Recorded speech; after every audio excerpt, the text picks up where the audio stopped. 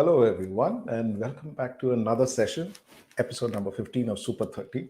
To most of you who are joining us for the first time, the Refrigeration and Air Conditioning Trade Association is an association of MSMEs in the field of HVAC&R, that's air conditioning and refrigeration. Super 30, which we've been doing now for almost 1.5 years, is a 30-minute session that talks about policy matters, matters that impact the industry. We've done all these events in partnership with CEEW, and I'd like to introduce my colleagues from CEEW who've taken time out to be with us today. So I've got Mr. Bhuvan. Hi, Bhuvan. Thank you for joining us back again. And hi, Himanshu. Thank you for coming back again. So it's good to have both of you back here to address a very important discussion. Before we get on to the topic, Bhuvan, do you want to actually share with our viewers everything about CEEW? Yes, sure, Mr. Panikkar, and the pleasure is all ours to be back here again. Thank you for having us here. So, the Council on Energy, Environment and Water is a leading public policy research institution. We have a team of over 200 plus multidisciplinary researchers working to impact sustainable development at scale using data, integrated analysis, and strategic outreach. We are working to effect many systemic transitions, which include transition of India and countries in the global south towards a low carbon economy, towards renewable energy sources from conventional sources of energy, towards industrial sustainability. And all these transitions somewhere are aimed towards improving the quality of life, which includes sustainable cooling as a very important lever that impacts the life of one and all through leveraging various societal and institutional levers like finance, the circular economy, technology futures, which is where circular economy is very relevant to our discussion today as well. Himanshu and I are working in the sustainable cooling team within CEEW. Amazing. Yeah. Thank you so much for that introduction. And to all our viewers, we will just deep dive straight into the topic today. This is all about right to repair. And just to set the context right, if most of you are aware, the government of India or the Prime Minister, Mr. Narendra Modi, actually launched a website. I've just put up that screen, Right to Repair Portal of India. And this has a direct impact on the HVAC&R industry. So you can go online, you can check it out. It's still under development, so don't get worked up if it doesn't show up or it throws up a problem, but this is what the portal looks like. So let me just get this going. What is right to repair? What exactly does it mean? What do you mean by saying this right to repair? Right. So I was just about to mention that the portal of Right to Repair is undergoing repair. So just give it some time before it's operational once again. But the Right to Repair has a number of aspects, but in layman's terms, it is the right of any consumer or appliance owner in the case of HVAC to repair the appliance, number one, at his own choice and volition. Number two, at a reasonable cost, not forced towards more expensive options. And number three, without any difficulty in accessing relevant spare parts. And the rationale behind the right to repair is that when we buy a product, the right to ownership of the consumer for that product must extend throughout the lifetime of the product. And they must be able to exercise their right to choose when to repair and when to modify the product with ease. And recently, in fact, the Department of Consumer Affairs at the Government of India, the portal that you were mentioning, also constituted a committee that is developing a framework for the right to repair. And last year, in July 2022, the first official notification, which sort of gave the broad contours of what the right to repair in India could look like, was launched. That's in public domain. It's a PIB notification. And it was there that the committee observes that the right to repair has been getting severely restricted over time. They don't talk with reference to the HVAC sector here. They talk for consumer durables, for automobiles, for other appliances. And not only they observe, has this restriction on the right led to considerable delay in repair, but at times the products are repaired at an exorbitantly high cost. And additionally, their availability may be limited. And as most of our viewers are familiar, using non-recognized alternatives or spare parts may deprive the consumer from availing the warranty. So the objective behind of the government of India behind developing this framework is multifold. It aims to empower consumers and product buyers in the local market by obviously improving access and availability of alternative spare parts, and to emphasize on developing sustainable consumption of products and reduction in e-waste as well. Because at times consumers are pushed to go in for a new product when they find the cost of repair always on the rise or the options to repair on the fall. So that can lead to what is called as the concept of planned obsolescence. So the objective as written in this PIB notification is also to address planned obsolescence. So is this something very unique to India, or is it available across the globe? Can you just throw some little light around that? Yes, so India is definitely one of the leading countries, among the first countries, if not the first, to pioneer the right to repair within the global south. But definitely, it's a trend which has picked up in the global north, that is, countries in the EU, for example, in Europe, in the USA. New York became the first American city to pass a right to repair bill titled the Fair Repair Act. And a survey that was conducted by an agency over there observed that 59% of the independent repair shops in the city felt that they may have to close their doors without the passage of the right to repair. Right. The law in the US requires original equipment manufacturers to provide um, uh, consumers and independent repair business owners, equal access to the schematics of various spare parts and components, the documentation, access to tools and service parts, and sometimes even firmware as their direct or authorized repair providers. Um, Even in European countries, for example, the UK, which is also a case worth Europe is a case worth discussing, because countries like UK are common law countries, and India is also a country which derives a lot of its own legal frameworks from common law countries. So UK may be a very relevant case because it passed a law that includes all electronic appliance manufacturers to provide the consumers with spare parts for repair either by themselves, and also for a time period which is beyond the product's own outdation, so to say. That even if the product may have been phased out, but if the availability of its spare parts will help the consumer not at least maximize the lifetime of that product. In So if it Australia, was already, so my question, yeah. Bhuvan, is, even if it was there already in the US and UK, how did it Uh-huh. suddenly now start getting activated into India? I mean, what motivated the government to get onto it immediately? Like, let's get onto this. Is it some election driven one or something of that sort? So actually, circularity has been a part of our Indian culture and Indian ethos, Yeah. so to say.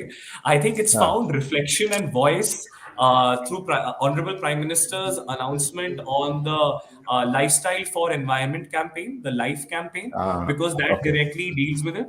And obviously, there are many aspects like within the right to life. Also, it's expressly mentioned that you repair and use electronic devices over discarding old devices, because end of the day, even in terms of resource efficiency, reuse is better than recycling. So it is a way of combating planned obsolescence, and life is definitely one of the early hooks that led to this discussion around life, around right to repair. Very interesting. Absolutely good. Yeah. So I guess that whole thing of actually getting this whole thing has got a reason behind the whole thing, and I think that's also part of that whole G20 summit that India is taking the lead around building, sustainable products and sustainable laws that help a lot of the consumers. Right. That's true, Mr. Palekar. I was just curious, however, to understand, because you are obviously in the field, you're in the sector, you have your own business in the HVAC sector. How do you think? What is your perception on how this right can impact the right to repair can impact the HVAC industry in terms of MSMEs, in terms of creation of livelihoods, creation of new jobs. Would love to know your perspective. Oh, you know what, Bhuvan? I'm going to tell certain things which are going to make quite a few people uncomfortable because I'm also live streaming this on multiple social media channels, and most of these guys are actually connected with me. But hey, listen, if it's a problem, why keep it? Why keep it under the table? Let's talk about it. Only then we can fix it. In the HVAC industry, there are quite a few challenges because typically in an air conditioner you require maintenance, right? So in this industry, the maintenance usually works with annual maintenance contracts. Now, let's take a product like a variable refrigerant flow system. Now, in a variable refrigerant flow system, which is a complex system, the service dealers, the dealers or sales and service dealers who are the last mile connect, manufacturers are not the last mile connect with the customers, the sales and service dealers. They acquire the customer. Once that is acquired, then the AMCs or the annual maintenance contracts has to be given to the OEM. All right, it's not goes to the sales and service dealers. These OEMs don't have any field technicians. They depend on their sales. So they give a portion of that AMC to these sales and service dealers and tell them that, hey, listen, now you manage the services and there are various conditions around it. We'll give you this, we'll not give you this, we'll give you. So various kind, depends from various OEMs to OEMs. Now, most of these OEMs have been using this to control the customers and the ecosystem, the entire supply chain of this. Now, over a period of time, it has had some really bad impacts. It has helped the OEMs. It's a great revenue point. They hold on to their royalty and they keep it. But in the long run, it has created issues. For example, a customer wants to change his product. He wants to change a service. He finds your service expensive. He will go to a OEM. He will say, no, you have to work with me. You have to give me the AMC. Only then I can give you the spares. Or if I give you the spares, this is the price that you will have to pay. Customer is saying, I want to go to a guy who's already taking care of so much of my stuff. He says, no, he's not authorized. You have to come through. So there is like an ecosystem which controls that whole point. Now, a life cycle of an air conditioner is sometimes 10 to 12 years, or in some cases, 15 years. Now, if the customer decides, or if the OEM decides that this system the customer is using is obsolete for various reasons, because I have come with a better product or my manufacturing thing has changed, he will tell him that, listen, this is obsolete. You might as well go and change it. Customer says, listen, I'm going through a bad time. I want maintenance. I want support. I don't want to replace because I don't have capex. He's stuck. He doesn't have a choice but listen to the OEM. And the OEM says, no, I can't give you spares. And you have to go through my authorized. So I think over a period of time, this has created a lot of distrust. Second, in the last mile connect, these service dealers are also controlled through OEMs. Now, when this happens, you know what happens? The service dealers are left with very little money to innovate, to invest in training and build an infrastructure. Because now everything is controlled by the OEM. They take the major chunk of the whole business. So that is actually has affected the industry in actually building a great trade. I mean, today the biggest problem that this industry faces is the lack of talent, right? We don't have available technicians, and which is something that you and I have been talking about. Yeah. The root cause is actually you have not invested with the future in mind. And you have only interested in controlling the ecosystem because you want to compete. And that's what's been there. So I think right to repair can be explosive. It can give opportunities to a lot of micro entrepreneurships. We are all talking about jobs in a young country like ours. That demography is what the Prime Minister talks about. You need to create jobs. You are very happily exporting jobs. But how much can you do that? You need to create jobs. Why create jobs when you can create micro entrepreneurships? Why create jobs when you can create a gig economy around it? All of these has a direct impact. So I strongly believe a right to repair portal, if enforced correctly, will help everybody in the ecosystem. OEMs will find over a period of time they've got great partners. Customers will feel comfortable that they've just not bought a product, they're not being held to ransom. And even the last mile delivery, even sales and service dealers will suddenly have a better say in a lot of things in terms of investing and building, or for that matter, creating micro entrepreneurship. And I think if that can be achieved, right to repair is a way to go. It will help the industry that is expected to grow 8 times in the next 2 decades. That's my personal take on this whole thing. So my question, when I keep thinking about these things, Himanshu, probably you should share this. What's the relevance primarily for right to repair from a consumer and a technician's perspective? Can you throw some light around that? Right. So thanks for that, and really enjoying the conversation so far. Firstly, let me just bring back the big policy plug that is driving right to repair, which is the life mission announced by the Honorable Prime Minister, being discussed at G20 as well. So that means that this issue is really flowing from the top. It is the top priority of the government of India, and of course the benefits have already been outlined by Bhuvan, that it's meant for reducing the e-waste in the country, right? And of course improving the resource efficiency. Now, Ms. Panika, you talked about how it is going to help the industry, right? So I think one thing that will definitely happen because of right to repair is that a lot of business between third party sellers and buyers and OEMs will happen. So OEMs are certainly, they are set to gain from this, right? It's not simply, it's not going to hit their business so much, because once you democratize the whole thing, a lot more consumers will be able to access, repairing as a service, and that will increase the size of the pie. It will increase the size of the pie, and everyone will gain in the ecosystem. uh, Now, one thing I should, I should mention here is that consumers are at the heart of the life mission, right? The nudge strategy that life talks about is improving the choices that consumers make, right? So right to repair is going to give consumer a choice whether he wants to buy a new equipment or he wants to, get it repaired. That's number one. Number two, it'll also give him, as you rightly pointed out, the choice to choose his service technician.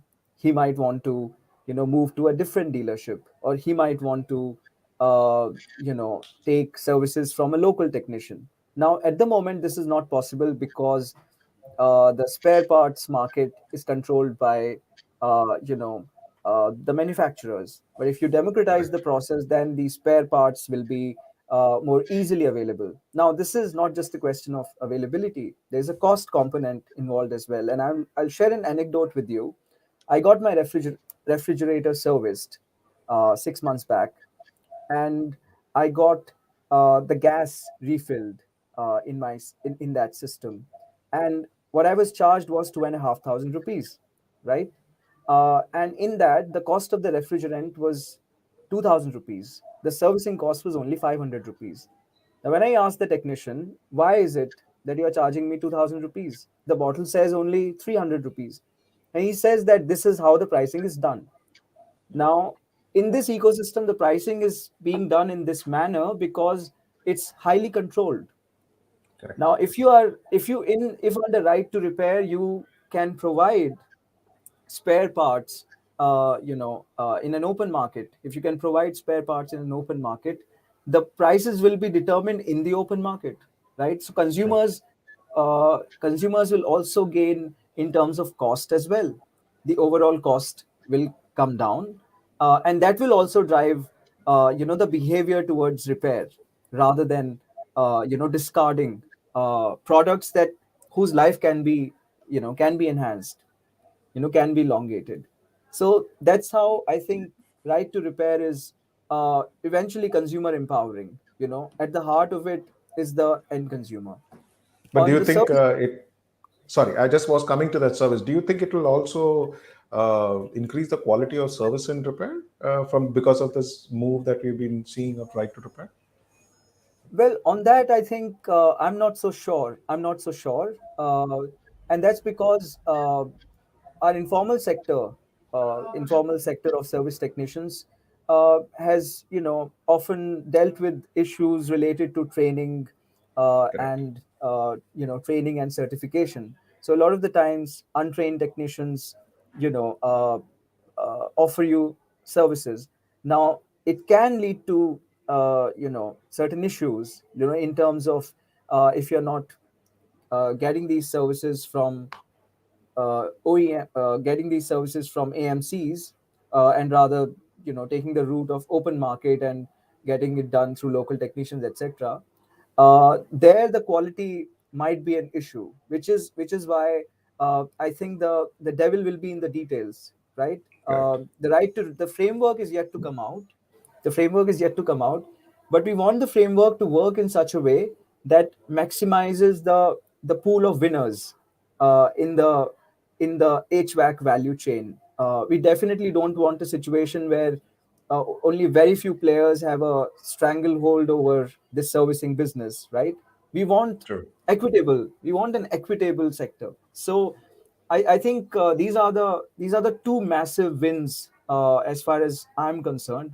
One, that it is consumer empowering, number one, and a lot of the changes will be driven through the end consumer.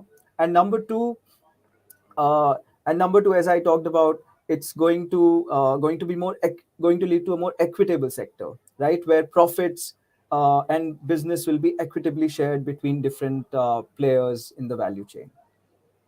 That's amazing. Yeah. But tell me something. In this whole process of giving more right to repair to the customers and empowering them, what are the challenges that you see? I mean, it seems like a great concept, but let's throw a little bit of challenges in how we are, in implementing this whole thing uh, in HVAC industry primarily. That you understand how. What are the challenges that you actually see here? I think the basic challenge will remain, achieving consistency and quality, right? So if you open up the spares market, if you give consumers, the details about the product, and give them the equipment and the tools and tackles to service their own products, then it might lead to certain concerns regarding how well it is being done, right? uh, not just on the servicing side but also on the manufacturing side, right? So if spare this is a problem in India, right? Standardization is a problem in India. The small manufacturers do not adhere to standards, right? That are laid down by competent authorities, and that leads to that can in some cases lead to hazards, and in minor cases may lead to a complete breakdown of the product, right? So that is one thing that I think right to repair will have to contend with. It'll have to balance, the positives with this downside, right? The positives are it's empowering, it's going to make things equitable if done in the right way. But then, how do you sort of balance it with quality, right? The quality concerns that are going to emerge. So it's an interesting sort of development in the sector, and I personally eagerly await the details of the document. But if I can sort of ask a question, I can ask a question, and if you can please respond to it. So I mean, it's in the works still, right? It's not out. So what do you think we should be doing at this point, right? You are a veteran of the HVAC sector. You talk to RATA is full of dealers that deal with spare parts, etc. So what kind of representation you would like to make, right, to the government of India or to the competent authorities, so that we are able to achieve these policy goals in the most satisfying manner? So before I answer that, Imanshu, there are two things that come in my mind. The way I would like to look at it is the Western country has implemented this very successfully. It is still evolving, of course, but it's become a movement. From what I know, at least in the US and all, it's becoming a movement. I mean, there are consumer activism which is running around right to repair. I just want to know, if either you, Bhuvan, you could probably also say that, is there any legal courts? What have they spoken about this? Is there anything around that which is already there in India? In fact, there is it's a little dated but still relevant. It's a judgment by the Competition Commission of India, and viewers can tune in and read it if required. It's titled Shamsher Kataria versus Honda Cars India. And it is, though it's from a different industry, deals with the automobile industry, which has its very different challenges and opportunities and scale. But if we have to deal with some operative parts of that court order, which can sort of also respond to some of the challenges in terms of integrating that knowledge on spare parts within the sector when the right to repair becomes open. The court had ordered the manufacturer, in fact, to put in place an effective system to make the spare parts and diagnostic tools easily available throughout the network. And warranty has obviously been a concern that's often been raised. In here, the court had also directed the original manufacturers not to impose a blanket condition that the warranties would become inoperative merely because of a non-authorized installation of a spare part or a service. Rather, they were asked to put in place a liability of the consumer only to the extent that if such non-authorized service led to a damage on the product. So this sort of legal ingenuity was instilled through this judgment, and we can obviously see how this is incorporated for the right to repair for HVAC. Right now, we are not very sure whether it'll extend to both refrigerators or air conditioners. Likelihood with first impressions is that it is refrigerators, but all of that is still speculative, and we are yet to see. That's amazing. And I think, from what you said, if there is a Indian court that has said that, I'll tell you the impact if that comes into our industry. What it means is any service provider can actually take an annual maintenance contract and support the customer, and the customer can choose anyone whom he prefers to be his service provider. And that's a huge win from a customer's perspective. He's not only buying a product, but he's buying the entire thing for himself. He can decide, he owns it, and he decides what is to be done. So I think I just hope that comes through. It will be great for the entire ecosystem. And before we actually finish, Himanshu, let me answer your question that you asked. If you really ask me what needs to be done, this is the right time to start a movement around it within the industry. So what we need to do is, this is an idea that is developing within the government of India. It is coming right from the top. It's a great initiative. And it's a time to reach out to the government and explain to them how we would like to have right to repair, so that it brings more transparency within the industry, and it helps the entire ecosystem and empowers the customer. And I think that is a great thing. So what I would request all our viewers today is, write to RATA. Get back to us, write to RATA. I'm dropping an email for you, admin@rataindia.com. Just write an email as to what you think this law should consider, what it should have. Or after you heard us out, what are your thoughts on it? It will actually help us get information from across the country, across the gamut of different service providers. And we could actually send in a requisition to the government saying that, hey, this is the way we would like it in our industry, and this is the benefits that we see, and it is aligned with what your intent is. And I think there's a huge opportunity to work around this, and this is the right time to get it. What do you think? Is that a good thing to take and start off?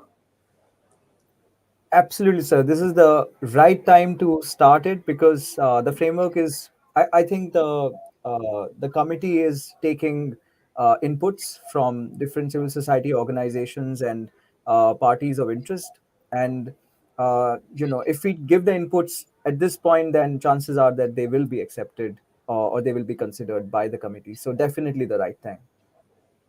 Perfect. So I guess that's the perfect thing to do. So to all our viewers who's watching us live right now, and who probably will watch us later during the evening or maybe tomorrow, take some time out. If you are a sales and service dealer or a service franchisee, or for that matter, even a manufacturer, drop an email at admin@rataindia.com on what you think should be the right to repair when it comes to our HVAC industry, especially related to air conditioning, refrigeration.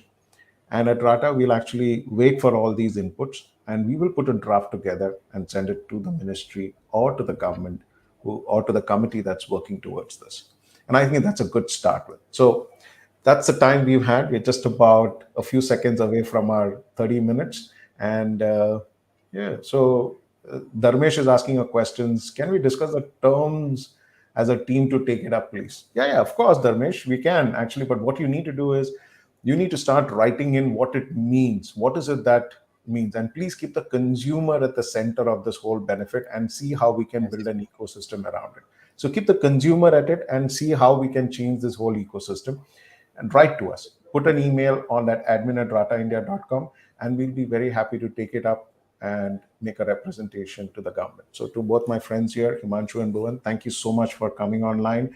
And like usual, every month you shared some fantastic information for us. So thank you very much for taking time out and all the work that you've been doing and sharing with RATA. Thank you very much. Thanks, Ajit. Can I just make a final point? Sure, So please go. we'll be back with more details on this. As soon as the right to repair is out, we'll do another Super 30 session about the details and keep you posted, to tell you all about it. Yeah. So perfect. We're coming back anyways next month with another interesting topic, which anyway impacts your business, which impacts the HVAC&R business. So thank you guys. See you next month with another Thank interesting. you, Mr. Panikkar. Take care. Thank you. Thank you, Thanks a lot, Ajit. guys. Thank you. Bye-bye. See you. Bye.